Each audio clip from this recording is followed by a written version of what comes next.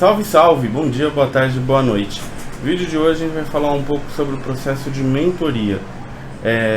Um pouco sobre o que é o processo, né, dessa mentoria, que é importante para o desenvolvimento do profissional, e um pouco da tendência que a gente tem ao erro quando a gente faz o processo de mentoria. Depois da vinheta.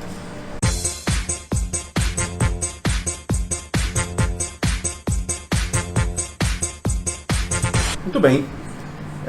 Quando a gente fala sobre mentoria, e aí eu quero deixar aqui bem ressaltado que a mentoria em si ela não é somente um processo que está dentro do líder com o seu liderado. Ele é um processo de todo mundo que precisa de alguma ajuda ou profissional para desenvolvimento, para um autoconhecimento, para chegar a um outro patamar, destravar algo que está bloqueado, né? Então, não necessariamente eu vou ter a minha mentoria com o meu líder, mas eu posso ter mentorias específicas sobre alguns assuntos, sobre outros assuntos com especialistas naquele assunto. Eu costumo falar e para quem trabalha comigo, etc., que é importante você ter um mentor que seja diferente do seu gestor direto.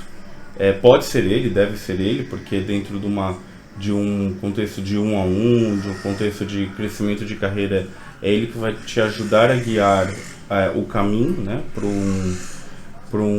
para onde você quer chegar, dentro do que está traçado entre o que é esperado do seu escopo, como você pode aliar, etc. Então ele que vai fazer o shape de crescimento. Mas é legal ter outras pessoas que você consiga conversar e que te ajude a ter o conhecimento todo e levar. Então são algumas regrinhas básicas, né? E o mentor, ele tem que tomar, a pessoa que vai ser a mentora, ela tem que tomar muito cuidado para não cair na falácia de fazer um julgamento. É um trabalho muito de escutativa, de primeiro você entender o que aquela pessoa que está te procurando ela quer, ou aonde ela quer chegar, e aí você ir moldando e conversando e interagindo. Então acho que o primeiro papel do mentor é passar adiante o conhecimento e a experiência profissional. Se alguém está me procurando por algum motivo, me escolheu para ser mentor, seja porque alguém indicou ou alguma coisa, mas eu tenho uma especialidade ou uma facilidade com determinado assunto que o meu mentorado precisa saber. Então, a primeira coisa é entender e ter a escutativa. Depois você começa a passar adiante o conhecimento, você molda. Também não é para você passar como se você fosse o suprassumo daquele assunto, né? Eu vejo muitas palestras, eu já fui em algumas palestras, eventos que tem, que vai lá, palestra com fulano de tal, palestra com ciclano e tal. E aí a palestra tem 1 hora de duração, 40 minutos ele está falando da carreira dele e de como ele foi excepcional no que fez, e 20 minutos sobre o tema que ele escolheu na palestra. Então, estratégias da empresa X para crescer num ambiente de pandemia, sei lá. Aí beleza, a palestra tem com um diretor de growth, de marketing de tal empresa. Aí a palestra de 60 minutos, 40 minutos ele falando como ele é um bom profissional e como ele superou a adversidades da vida, e 20 falando a parte da estratégia, que de repente é o que chamou as pessoas para lá. Então acho que esse é um cuidado que particularmente eu tomo nas vezes que eu fui mentor, ou até mesmo dos meus do pessoal que trabalha comigo, que eu acabo tendo por natureza a função de mentor. É um cuidado que eu tenho de não falar de não cair nessa de fazer uma exaltação ao meu ego e essa vaidade, mas sim entender, escutar e ver como a minha experiência se conecta com a necessidade. E depois você estar disponível para interagir com a pessoa, com a mentorada, e dedicar um tempo de qualidade. Então não adianta você pegar e falar, não, marca 1 hora, e aí fica mexendo no computador. Como ainda existem algumas empresas que trabalham no modelo híbrido ou home office, é muito fácil você estar eu estou com duas telas, por exemplo, eu estou com uma tela olhando, ligada na reunião com a pessoa, e a outra tela olhando para qualquer outra coisa, sabe? E você não está prestando atenção de fato no que aquela pessoa está dizendo. Eu prefiro, obviamente, que marcar esses encontros de uma forma pessoal, mas mesmo sendo num ambiente virtual, é aquilo, você colocar o seu WhatsApp no mudo, o Slack, ou o Workchat, ou Teams, ou qualquer ferramenta de comunicação, você colocar no ocupado para não ficar tirando. Quando eu tenho algo que eu quero prestar muita atenção, eu tiro até o relógio, para não vibrar com notificação, né? E dedicar 100% de atenção para a pessoa, escutar o que ela está falando, entender, e dar um tempo de qualidade. E não ter o problema de conversar extremamente, tipo, tem uma mentoria hoje às 2 da tarde, mas não tô bem, tô com a cabeça em outro lugar, XYZ motivos. Conversar e remarcar. É melhor às vezes remarcar do que passar aquela hora fingindo que está escutando e no fim não ir para nada legal, né? E é isso, eu reforço muito o ponto da escuta ativa e de estar junto, né? E aí, um outro ponto é você estar lá como quando a gente pensa no mentor, a gente pensa naquela figura, eu ia falar um superior, mas é uma figura até que vai superior, uma imagem mais assim, de uma pessoa que vai me ajudar a ter o caminho, né? Como se fosse um guia. Não deixa de ser. Então, em algum outro vídeo aqui eu falei sobre séries que tem sempre a pessoa, a figura do herói, a figura do prodígio, e aí eles conectam e tem o herói que ajuda a pessoa a seguir a jornada dela para crescimento.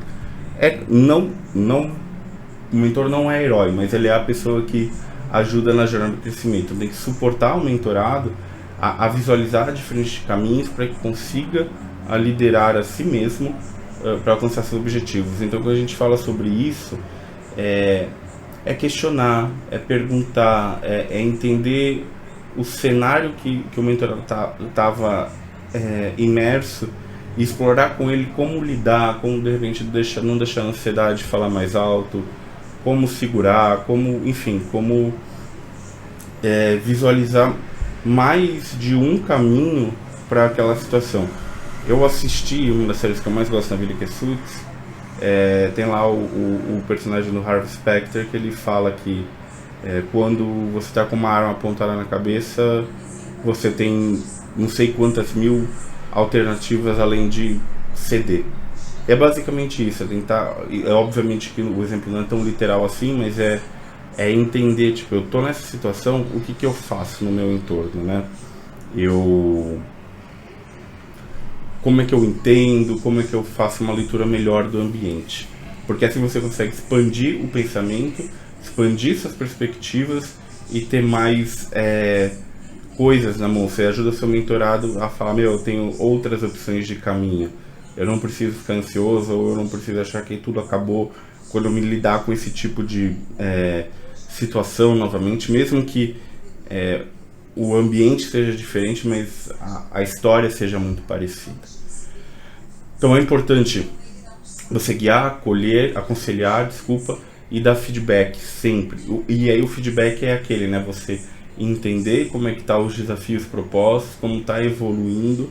Se você consegue ter um contato mais próximo do profissional e ver ele no dia a dia, é mais fácil para dar o feedback, é mais fácil para falar, isso aqui continua fazendo, isso aqui começa a fazer, isso aqui de repente para de fazer. Então é isso. E é óbvio que é manter confidencialidade, você vai ter, como se fosse a confidencialidade de mentor e mentorado. O que não é mentoria, tá? É julgamento, é dar opiniões conclusivas, assim, e que não tem nenhuma flexibilidade. Então, você julgar a história do outro, você fez errado, hein? Nossa, mandou muito mal. Afirmar o que deveria ter feito, tipo, você tinha que ter feito isso, você deveria ter feito. Não, porque é um processo muito de clarificação, de esclarecimento do mentorado. Então ele tem que entender o que ele deveria ter feito, ou o que ele deve fazer, fazendo as conexões dentro da cabeça dele para ele achar o jeito dele. E não a gente impondo, o mentor impondo. E nem tomar decisões no lugar do mentorado, tipo, faz isso, sabe? É deixar ele criar e a gente mostrar o caminho. Mas como vai guiar e a rota é com o mentorado. A gente guia, o mentor guia.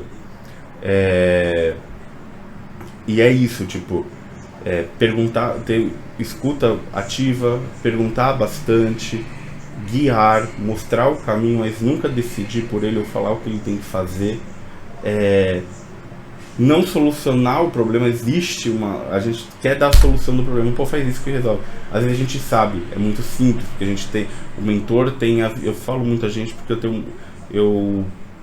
pela posição que eu tenho de mentor, mas já fui mentorado também, e é muito isso, tipo, se alguém soluciona o problema, o mentorado fala, eu sei a solução, mas quando acontece de novo, a tendência é pedir ajuda e não falar, eu sei o que fazer, eu vou para esse caminho, eu vou tentar nesse caminho. Então, as pessoas têm a tendência de querer resolver os problemas, mas às vezes é entender que você tem que segurar a sua ansiedade e respeitar o tempo do seu mentorado para ele encontrar e ele criar e fortalecer o próprio caminho.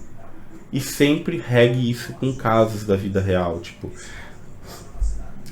quando você estava na situação, eu passei por algo parecido, eu te entendo, eu te acolho, não só o sucesso, mas o fracasso, o aprendizado. Muito mais que falar o que é sucesso, é muito legal você saber o mentorado saber aonde teve um erro parecido para falar, se até ele já passou por isso, vai dar tudo certo. Então, é acolhedor.